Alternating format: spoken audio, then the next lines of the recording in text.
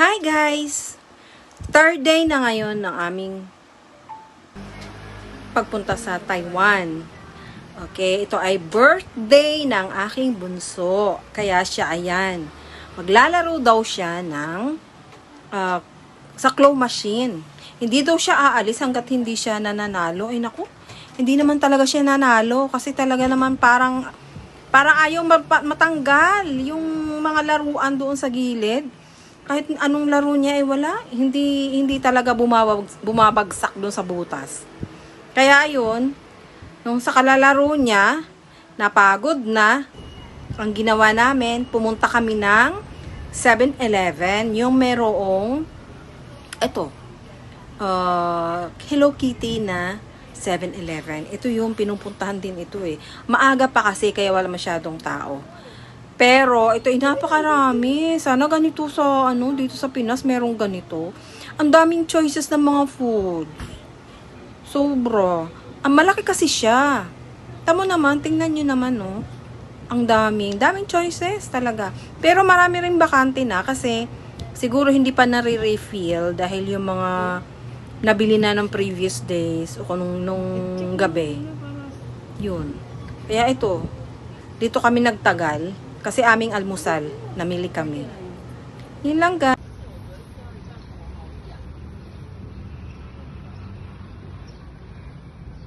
So, ito na yung aming third day.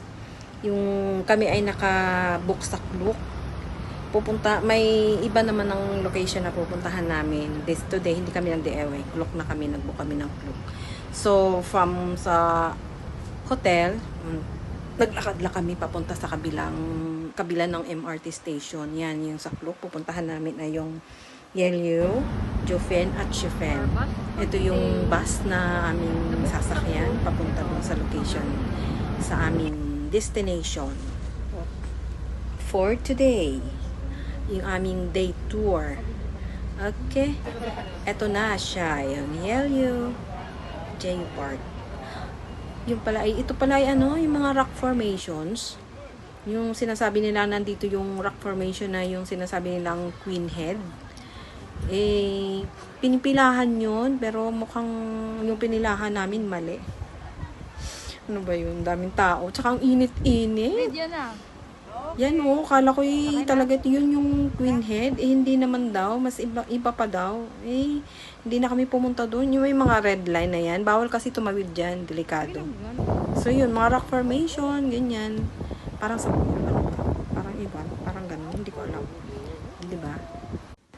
Pagkatapos namin sa Yelyu, nagdumiretso na kami ng Shifen. Doon sa Shifen, bago kami mismo doon sa Shifen, part pa rin siya ng Shifen, duman kami ng hanging bridge. Yan, tama yung hanging bridge na yun. Ang haba kaya niyan. Malalim pati. Pero ang ganda. Maganda siya. Yan. Lakad namin yan. Papunta doon sa looban. Yan. Marami naman kaming naglalakad dyan. Kasi maraming tourist. Hindi ko alam kung bakit kaya may mga taling kulay pula. Siyempre kasi diba yung red, parang lucky colors sa kanila yan. I don't know. Basta yun, nandoon. Puro may mga pula, talaga, promise. Kasi yun, ito yung pinuntahan namin, yung waterfalls. Ano nga tawag nitong waterfalls? Basta isa din yun sa pinupuntahan ng mga tourists. Dinala kami dito. Yan diba? Aakit ka, pwede kang umakyat niya sa itaas. Meron pang dito, yun, umakyat ka. Pero may isa pang mataas dyan. Bago kami pumunta dito sa Shifen, yan, nagpalipad kami nito. Yan, diba? Ganda. Picture. During that time, may dumaan na dumaan yung train. Yung train dumaan. Bago kami umuwi, diba? Kompleto. Old road ng Shifen. Pinupuntahan talaga to. Okay. Next. Dahil tapos na kami sa Shifen, papunta naman kami ngayon sa Jofen. On the way to Jofen, dinaan kami dito. Paggawaan daw ito ng uling. Hindi ko alam ano ba yun. Basta yun, maganda yun. Tapos, walking distance lang naman nun, ito na yung kanilang Golden Waterfalls. Kaya pala tinawag Golden Waterfalls kasi yung kanyang dinadaanan ng tubig. Yung parang puti. Ano ba yun? Ganun ang kulay kasi sa kanila. Ano. Ito na ngayon, dating na kami ng Jufen. Mataas na area siya. Yun, no, tingnan nyo. Mga bulubundukin talaga. Pahapon na to. Kaya parang kumbaga ay nagmamadali na kami nung time na yan. Kasi hapon na. Gagabihin na kami sa kalsada pabalik. Ang layo pa man din nito sa proper. So, yun. Tamo, ang ganda, no? Grabe, sobrang taas. Eto pa, matutuwa ka. Paglingon ko doon sa likod, pagkatapos kong tingin, eto siya, ang taas ng aakyatin, grabe.